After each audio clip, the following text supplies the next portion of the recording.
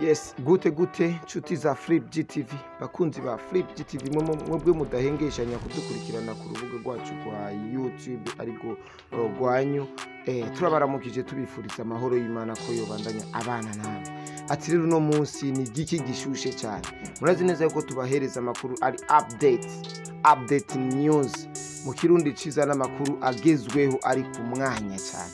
Ari ku mwanya yes. Uno munsi rero ndakubwira ati niho umuririmbyi Bizimana Abubakar Karumisa B ahejeje guturira igisagara ca Bujumbura. Ivyo benshi babivuga nk'umugani ariko biragaragaye neza kuko n'indirimbo amazi igihe ariko aramamaza ku mbuga ziwe hirya nino avuga neza yuko agira ateturura Burundi. None raba birashitse, byasango rirashitse. Banzumvirize aka gace gatoya, uraba aka gace gato imbere yo kunda guhereza video nyizi, icyo bita video officiel. Ndayiguhe urabe ubwiza bw'igisagara cyacu, ubwiza bw'igihugu cyacu, urabe ingene Sabi yavyifashemwo mu kwemeza umunyamahanga.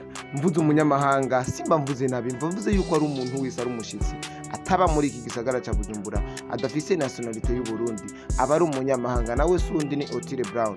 Sabi yaramuzanye, aramuzana nkuko abandi bahora babazana, abandi bakagenda. Aramuza avuga ati ingo ndakwereke Uburundi, ndakwereke agasumo k'imwaro, ndakwereke imisozi miremire, ndakwereke ingene Uburundi bwacu bushajije. Niko guca bakora iyo masanamu y'indirimbo yitwa Hug Me rero akaba ari indirimbo Sabi ari nka target yiwe nka kwa kundi nyene yita Mil Gang.